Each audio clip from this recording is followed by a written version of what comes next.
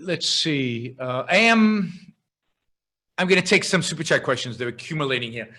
Still thinking that limiting gun ownership doesn't hurt a democracy, as I think it does in Venezuela, where they can't take the dictator out due to lack of power.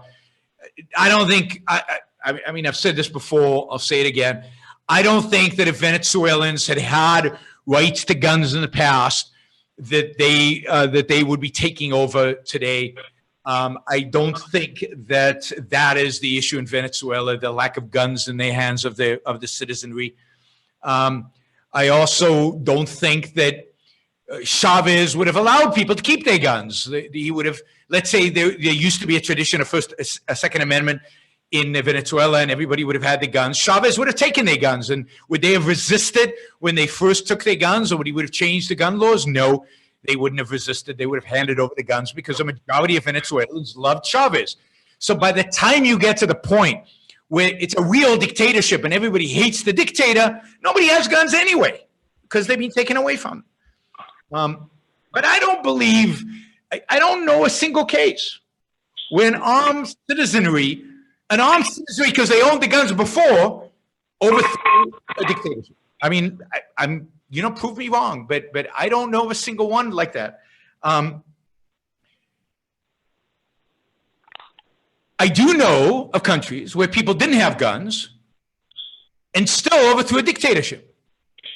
Think the whole of Eastern Europe when the Berlin Wall came down. Think of think of Chile. Think of I don't know. Think of lots of these dictatorships that have gone away without the citizenship owning guns. That's because they believed in something, and if they needed guns, what do you do if you're going for a revolution and you need guns? And I've said this all along. You steal them, right? You break into the armories and steal them.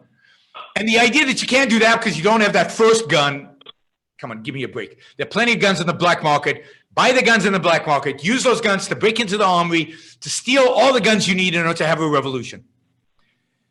I don't believe that an armed citizenry is what stops authoritarianism. Authoritarianism is a consequence of bad ideas. And when people have bad ideas, having weapons does not make it better, does not solve the problem. This relates to the idea that the world is shaped by philosophy. The world is shaped by ideas. What we need today, what I call the new intellectual, would be any man or woman who is willing to think.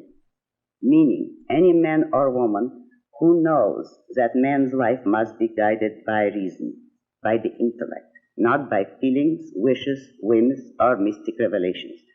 Any man or woman who values his life and who does not want to give in to today's cult of despair, cynicism, and impotence, and does not intend to give up the world to the dark ages and to the rule of the collectivist brute.